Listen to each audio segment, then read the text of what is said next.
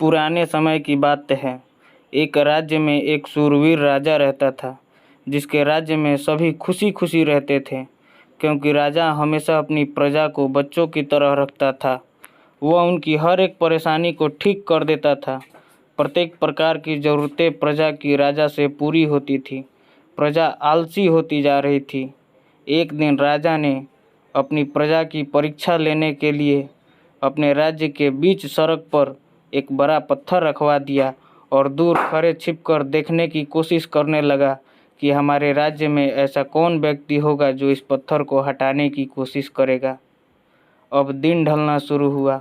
लोग रास्ते से गुजरने लगे। सभी रास्ते में रखे पत्थर को देखते और बाजू से गुजर जाते। कोई भी उस पत्थर को हटाने के लिए मेहनत नहीं करना चाहता था। कई लोग तो राजा को गालियाँ भी देते कि लोगों को सड़क से निकलने में मुसीबत का सामना करना पड़ रहा है और राजा को होश भी नहीं है। तभी उस रास्ते में एक किसान खेत से मेहनत करके गुजर रहा होता है। वह उस पत्थर को देखता है और उसे हटाने की कोशिश करता है, परंतु पत्थर इतना भारी था कि वह उसे हटा नहीं पाता है। किसान एक बार और पूरी ताकत के साथ कोशिश करता है और पत्थर को धीरे धीरे अपनी जगह से हटाकर सड़क के किनारे कर देता है।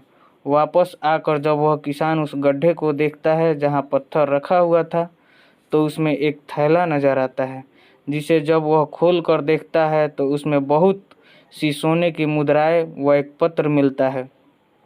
पत्र राजा द्वारा लिखा गया था। पत्र में लिखा था, मैं आपकी परीक्षा लेना चाहता था और देखना चाहता था कि कौन इस मुसीबत के पत्थर को हटाकर सफलता के पार पहुंचता है। कहानी का सार। दोस्तों, यह कहानी हमें बहुत कुछ सिखाती है कि आपकी हमारी ज़िंदगी में भी सफलता बस किसी पत्थर के समान मुसीबत के दूसरी ओर है। यदि आप भी इस पत्थर रूपी मुसीबत को पार करते हैं तो ज़रूर सफलता प्राप्त करेंगे। याद रखिए, हमारी ज़िंदगी में भी राजा भगवान है जो हमारी परीक्षा ले रहा है और परेशानियां उस पत्थर के समान है जिसे के हटने के बाद हमें सोना सफलता प्राप्त होनी है। पत्थर को हटाने की कोशिश करिए, न कि मेहनत से बचाव कर पत्थर के बाजू से निकलने की।